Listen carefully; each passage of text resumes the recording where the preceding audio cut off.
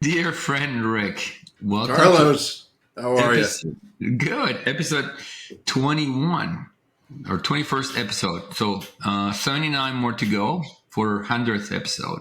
And 21st. and Reminds I'm me of my 21st birthday about, I don't know, 10 years ago.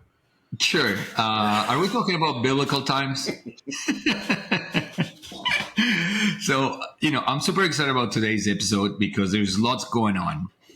Lots going on in the SEO and content world, and Google, as always, making a very interesting party or very interesting times.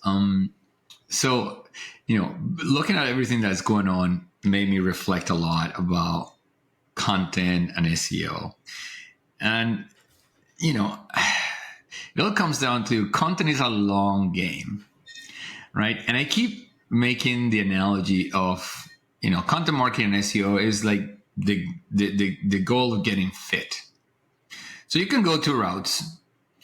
You can go to the gym and eat healthy and change your habits. And the problem with that is that it's hard and takes time.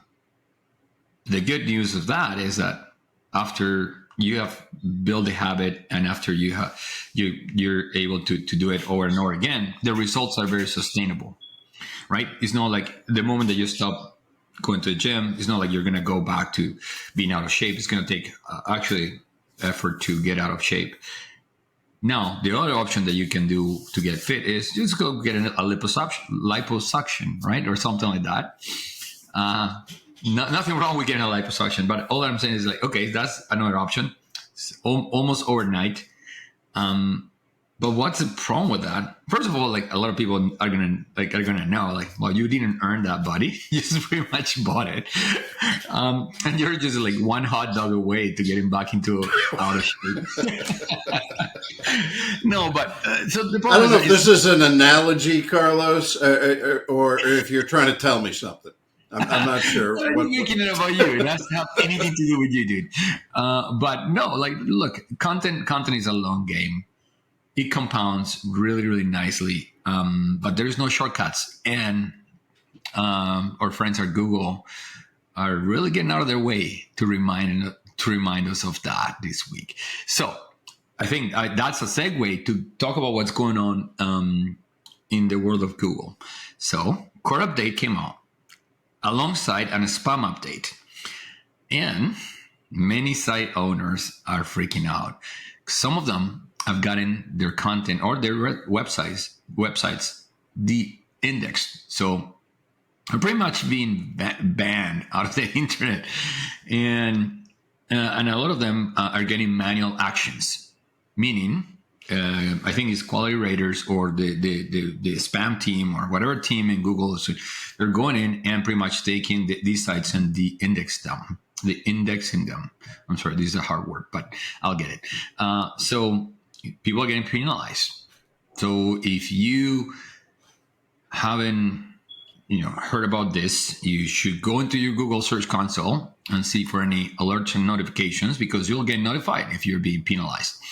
So again, core update, and core update is one of those usual big Google core updates. Still too early because it's going to be rolled out throughout March, so it's still early to tell the impact.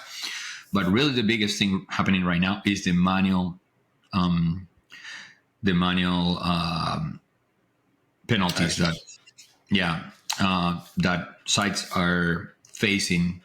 And one of the things what a lot of these sites are being penalized are because automation of content creation. So if you were publishing hundreds or thousands of articles using AI and you felt so clever and you thought that you were gaming the system, well, they came for you finally. They're catching up to you, and unfortunately, that game is over. The party's over, right? The AI party is kind of over.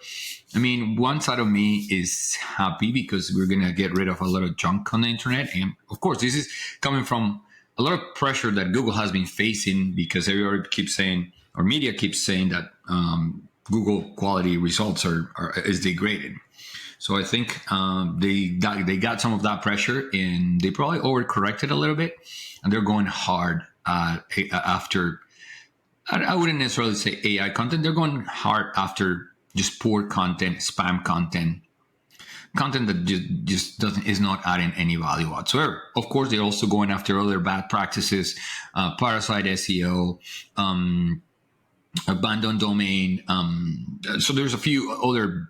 I don't even know how they're called because we don't use them. So I have a hard time remembering what the name of these tactics. But yeah, so reputation abuse. So things like that. So when you look at what they are, it's pretty much abusing the system and playing games to manipulate rankings. And Google has been saying over and over again, don't do that. And well, finally, they're taking a hard stance. And so hopefully, the internet is going to be a better place after this. I'm not always a big, 100% believer of what Google does, but I think is in the right direction. At least it's consistent with what they have been saying. So, yeah. So I think for anybody in the audience that is worried about this hitting you, so if you have been doing any of these shady tactics or using any gray or black hat tactics for your rankings, or you've been pumping a lot of content, low quality content or automated content, aka AI driven content, yeah, you should be in the lookout. You might you might get penalized. You don't get penalized now doesn't mean that you're safe. You can be penalized in the future. This is more of a warning as well for those of you who might have used these tactics but haven't been caught yet. So yeah, Google's onto you, and yeah, you just gotta create good content, great content, and you're not gonna get results overnight. It takes time, but when you start getting results, those results are more sustainable. So yeah, what do you think about that, Rick? Well, like a lot of other loopholes that have been found in the past, it's short-term games, right? And now you've got businesses out there with mountains of content that's absolutely useless. But I do want to clarify one thing, and we'll talk about this in a few minutes. It's not AI content that's being penalized right now. Well, a lot of it is, but it's that cheap, one simple prompt, low value, no value behind it, AI content. That's really getting nailed. Those who put effort into it and use AI properly can still get very good results. For the rest of you, come see us. We'll be happy to fix all that content for you. Yeah, yeah, but look, it's a good point. Don't. It's not a binary thing that is AI or not AI. If it is AI, then I'm getting penalized. If it is not AI, I'm safe. No, it's not. It's not as simple as that.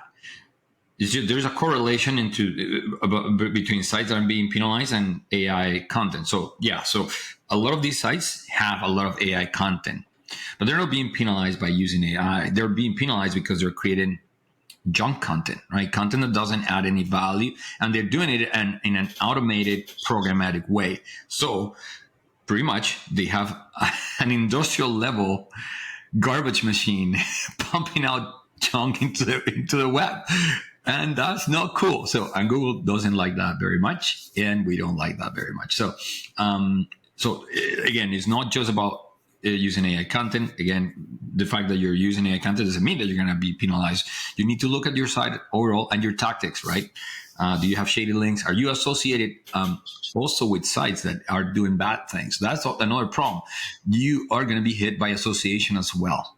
Not just if you might not be doing all these things wrong directly, but if you have links to sites that are doing this, or you associated in some way to sites that are using these kind of things, you might get caught. So there's going to be some collateral damage, but it is the world that we live in. So anyway, we'll see. It'll be interesting to see how things continue to evolve. But in that note, I want to talk about something that is called information gain. And it's very relevant to this because we're talking about, programmatic SEO and not adding any value. So the term information gain is related to a pattern from Google about information gain and how they want to surface results. And it's all about information gain, which simply put is, what is your content bringing to the table new? Is there new information being added with your content? So how the pattern works is it compares a set of documents, and what they're looking for is making sure there's something new.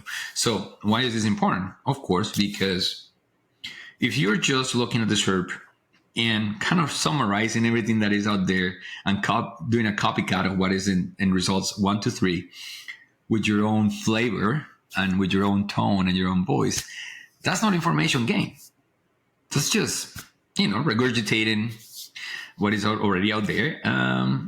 And really is not that much better than AI, because that's what AI does, right? AI takes all the information out there and put it very nicely in human words.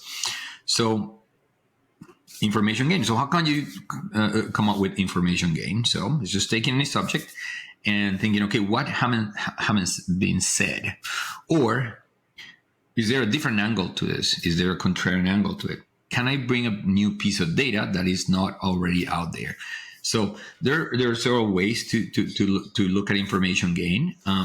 Well, ironically, AI can help you identify how to come up with a differentiation strategy. We do that for when we're providing a brief, when we're producing a brief.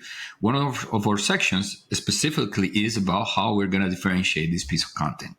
So I strongly encourage you in the audience that put that as a piece of your brief, of your instructions to your writer when you're creating content. What is the differentiation strategy for this piece of content? What is going to be new? What is, or maybe it's just a point of view. The good thing about point of view, they're all unique. Like your point of view is always going to be different than somebody else's. So, but just putting a point of view is not going to cut it. Sometimes you might have to put together a point of view plus something that haven't been said before, maybe a piece of data. But something to think about, because this is very important for Google and this is going to help you with your rankings. Any thoughts to add to that, Rick? No, you make a great point. We've talked about differentiation on almost every episode we've done in one fashion or another. We've given tips on ways to differentiate. And it's no longer, if you want to have a better brief than what you've had before, here's a fancy little piece to add in. This is table stakes now. If you are not deciding or figuring out how to make your content unique and different from what's already out there, you're not going to succeed. It's just as important as putting keywords in your brief, putting an outline in your brief, or any other component, is figuring out how to make your piece unique, and it can't be left to the writer to decide. Yeah. Thank you for that, Rick. So anyway, put this into your content strategy and your content briefs. All right. So more about Google. So Google has updated the search quality rater guidelines, specifically focused on trustworthiness. What is with the big words today? I'm having trouble. I'm like, English is my second language, right? So why we need to make it very, very simple for me to say these words. Anyway, Rick, tell me more about these changes in the quality rating guidelines. Yeah, just a small change, Carlos. And before I get into that change, this is the second time on this episode that we've mentioned search quality raters. And just in case anyone in our audience isn't sure what this is, believe it or not, Google actually has humans who review web pages, review websites, and they have this massive set of guidelines, hundreds of pages, that they check those pages and sites against. Now, the findings from search quality raters do not impact rating. In rare occasions, like you mentioned earlier, they may take an manual action against a website. But that's not the purpose of search quality raters. What they do is they record all the data, all their findings, and then Google compares that against what the search results are producing to make sure there's alignment, to make sure that their algorithm is working correctly. So let me just put that caveat out there first. But the update that they put out today was around trustworthiness and emphasizing accuracy. They've included more detailed criteria for the search raters to look at, along with some illustrative examples. I think it's on page 170 of the guidelines if you want to go check it out for yourself. But to quote one of the updates they made, the search quality rater should deem a site untrustworthy if it contains multiple or significant factual inaccuracies on an informational page, which could cause users to lose trust in the web page as a reliable source of information.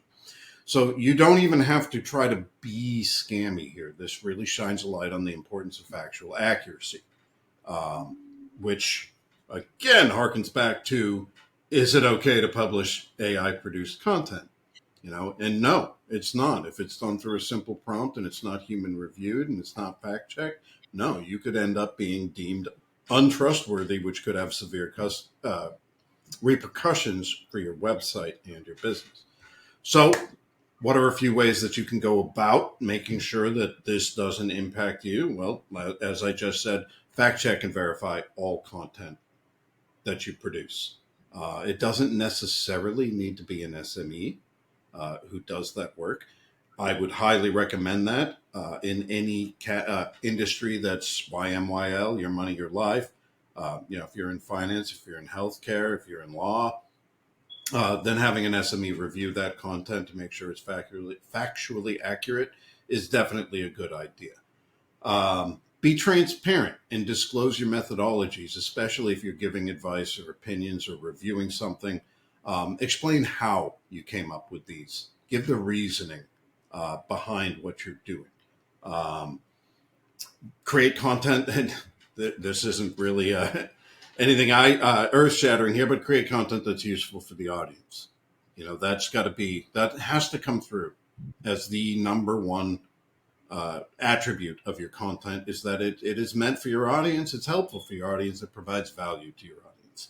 And then last, regularly update and refresh content, especially if you're in an industry like ours that goes through frequent changes with short amount of time. It doesn't take long for articles, especially those with advice or opinions, to become outdated or obsolete. So get in there, update that content, make it fresh and relevant again, and then you should be okay. Yeah. So all that I'm hearing is two words: fact checking. Check. Don't lie. Easy peasy. All right. So that's awesome. Thanks, Rick. Rand Fishkin, who is deemed the godfather of SEO, came out with an article very recently. And the title of the article is "Email is the most consistent, reliable marketing channel on the web, and I can prove it." Pretty bold claim by our friend Rand. But I thought it was very interesting. And he was he analyzed open rates, email open and click rates since 2005 all the way to 2004. And I think the median is 25%. And then he compared that to click-through rates for the same period, where the median is around, it's not quite clear, but anywhere between 2 and 3%. So what he is saying is also, even in social media, is like having one email subscriber equates to having 1,000 followers based on his math.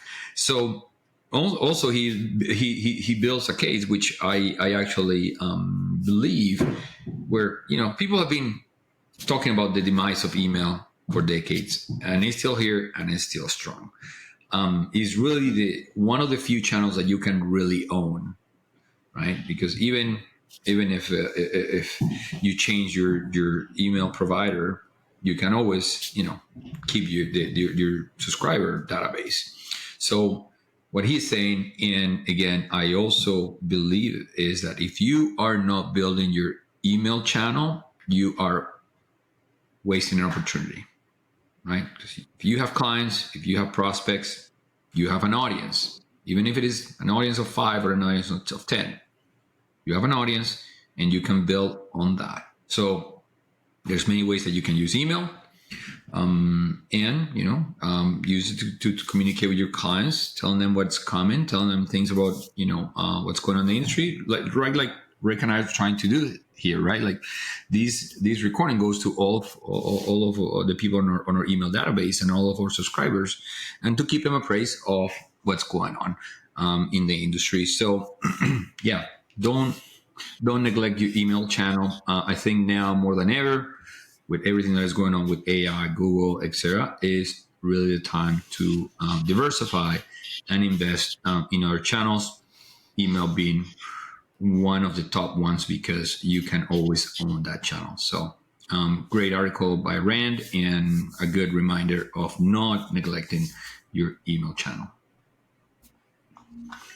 All right, what's next? Okay. Oh well, Rick, because since we're talking about AI, tips on using AI to create content that doesn't get. You put more colorful language in the script, but I'm going to say tip on using AI to create content that doesn't get punished by Google. Punished. I think I went with bleep canned by Google, Yeah, right?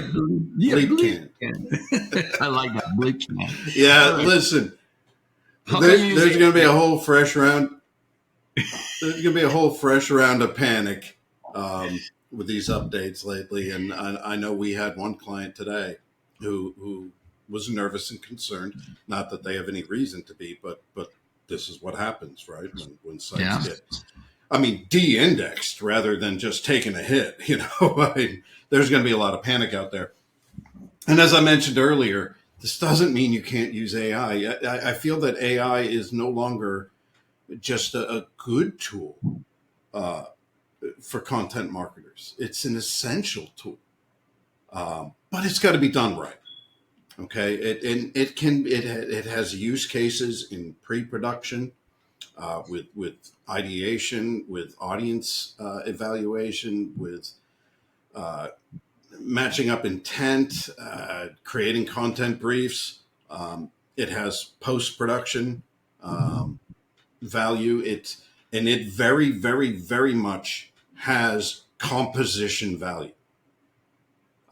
I do it, but the difference is you can't go in and put a simple prompt in, or an outline in, and just say create this content. You know, it's not about getting that 5 or 10 minute article. A 1,500 word article should take a writer hours to create. And using AI, maybe half that time. And that's where the difference is. So when I use AI to create some of our sales collateral or whatever it is I need to do, if I'm actually using it to write for me, I'm not having it do the work for me. What I'm doing is a brain dump of my opinions and thoughts and our business's stance on things and all the information that I can think of that I want into the next paragraph, maybe two. And then I'm letting AI do the wordsmithing for me.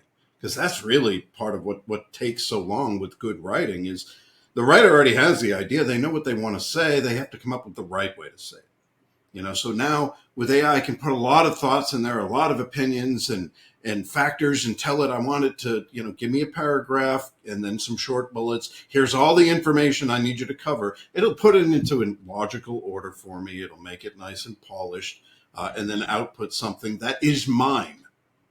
These are my thoughts. These are my ideas, just better written. And I didn't have to take all the time to go through and figure out how to word it just right.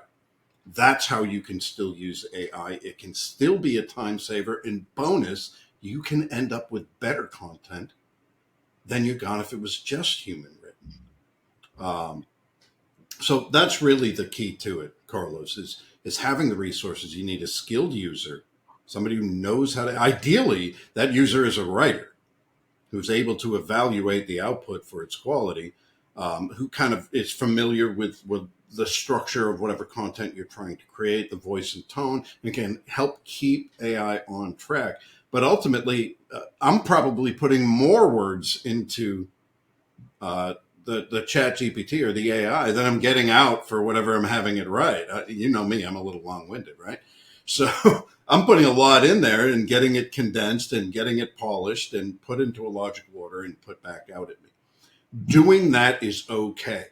It's not going to get you hurt. Again, differentiate, be unique, get your opinion and your insights in there. But I don't think we need to see a mass exodus from AI. It just needs to be used properly. So take it section by section, feed it what you want it to say rather than asking it to say something for you.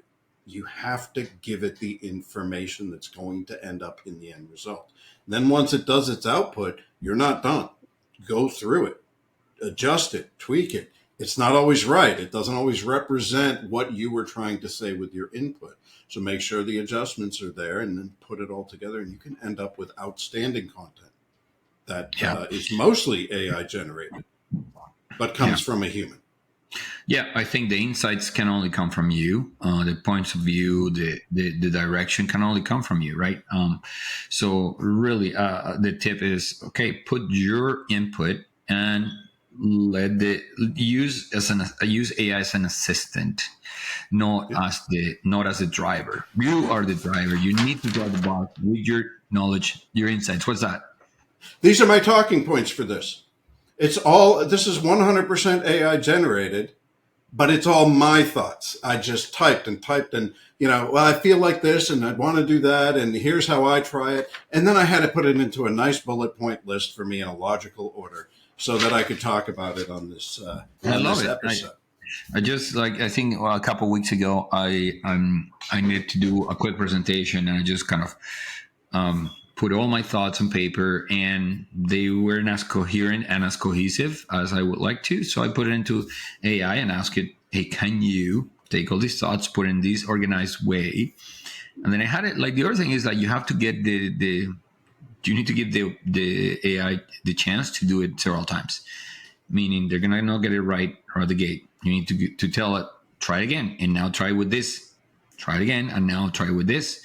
Maybe it's this new angle, or make it a little less salesy and more, I don't know, more neutral, things like that. But you got to kind of send it back as many times. The good thing is the AI is not going to complain if you send it back 100 times. So yeah.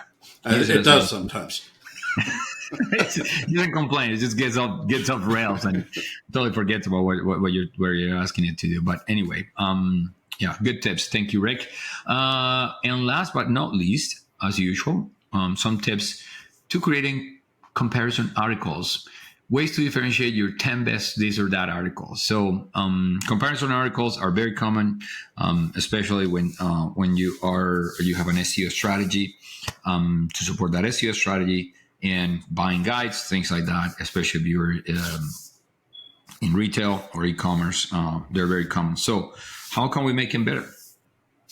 All right. Well, like you said, these are very common and they're hard to rank for. So I'm going to give you some tips. The first couple of things are, I'll use table stakes again. These components are really no longer if you feel like it or an extra added value for the reader, right? First is methodology. This helps to establish the trust that you actually used the tool, the software, the product, whatever it is that you're comparing in this list. Put that methodology out here. Here's what we did. Here's how we tested it. Here's the criteria that we compared on. And then the second thing that's a absolute must now, and this isn't saying much, but screenshots and images. That's table stakes again. Still see a lot of articles out there without them, but you've got to get that in. Now, let's get into the real value here. When you're creating one of these types of articles, you must look at the competing articles and go through. You'll see each one has its own kind of format on how it goes about breaking down each product, tool, software. Common things you'll see is an overview, features, a pros and cons list, pricing. Those are all very standard, right? You might see some oddball ones. So the ones that they're all doing, you absolutely have to do. If they're all doing it, you must do it too. But now you need to differentiate. And this is the key for this type of article, is adding more components to each item review and finding unique but valuable ways that you can do that. Some ideas. User-generated content by adding some actual quoted user reviews from review websites. A video snippet showing each product. showing you using that product to show maybe whatever the top feature of that product is. So maybe one screenshot of the tool or product and one video snippet showing that feature that you really want to highlight. Review rating summary, so a section on on average reviews from a few popular reviewing sites, showing how many stars it got. Customer support information or ratings. If there's information on what type of support that a prospective buyer could expect, get that in there. Product age, how long has it been around? Is this a brand new tool, or is this tried and true? They've been around for 20 years. Guarantees and warranties, if any exist, give it a component. One that I love using is superlatives. Have, as you're testing these out, consider your audience and the different needs they might have. Let them know, I feel this one is best for this, and this one is best for this, and maybe there's a best overall. But each tool has something that's maybe a little bit different. It does better than the other tools. Call that out as a superlative in your list. Use cases. Put a section in that says, here are really good use cases for this type of tool or product. And then differentiation points themselves. How is this one different than the other 6, 7, 8, 10 products that we're comparing? Putting those types of components in is a great way to make your content more valuable than the 12 other articles out there that are almost exactly the same, right? It contains more information that is useful for the reader in helping them decide which tool or product is best suited to them. Here's the thing, though, with these. You've got to take it a step further. Now, you're giving them a lot of good information, but now you got to give them that piece de resistance, right? That one piece of valuable thing. In most cases for these articles, it can be a table or like a downloadable checklist to maybe setting up, or if it's software, these are the steps to take before you're ready to start using, or a checklist on deciding which, how to make the decision. Ask yourself these questions, but put something of value that can be downloaded or printed out, an infographic maybe, but add something of value to the article. And maybe it's a longer in-depth review of whichever one you use the best overall superlative, a nice video giving a more in-depth walkthrough of that product itself, but have one key valuable item in there for your readers. The drawback to these types of content, we run into this problem a lot with some clients. Expand your budget. You need a lot of word count if you're doing a top 10. If you're doing a 10 best, especially with software, which is probably 75% of these articles, right? Apps and software and tools. You're going to need 300 to 500 words per product that you're reviewing, plus your methodology and foundational information. When we create these, Carlos, I'm glad you don't look at the bill, but when we do them internally, we're landing around 4,500 words sometimes. Like, they're really in depth, and they need to be to compete. So budget yourself plenty of space for word count, and then update them frequently, depending on what industry you're in, what the product is. You may need to update twice a year. Once a year is usually good enough, but in some industries or for some product types, I'd even go more frequently to make sure that you're staying relevant and up to date. Yeah. Information game, baby. Information game. Something, and I'm sorry, because this is related but unrelated. So something I forgot to mention about information gain is be very careful when you're using tools that give you an outline of a piece of content. What I mean by that is these tools, they're kind of a summarization of the SERP results. So they're going to take everything that is there, and that's not what you want to do, just to kind of take those outlines and just go and produce. You want to take those maybe as a baseline or a guide, but you want to put your own differentiation strategy and your own your own flavor to it. So, back to information gain talk. And I like your point that, yeah, these articles can be long, the comparison articles. And again, it's a reminder that good content ain't cheap, unfortunately. But the good news is that if you can invest in good content, you're going to have an edge, because again, creating great content is not cheap. So not everybody can afford to create great content, but has amazing ROI. You keep saying it. There's stuff that we have written years ago, and it still help us rank number one for a few things, and we still get business. We still get leads from that. So the ROI sometimes is almost infinite, because you just keeps on giving.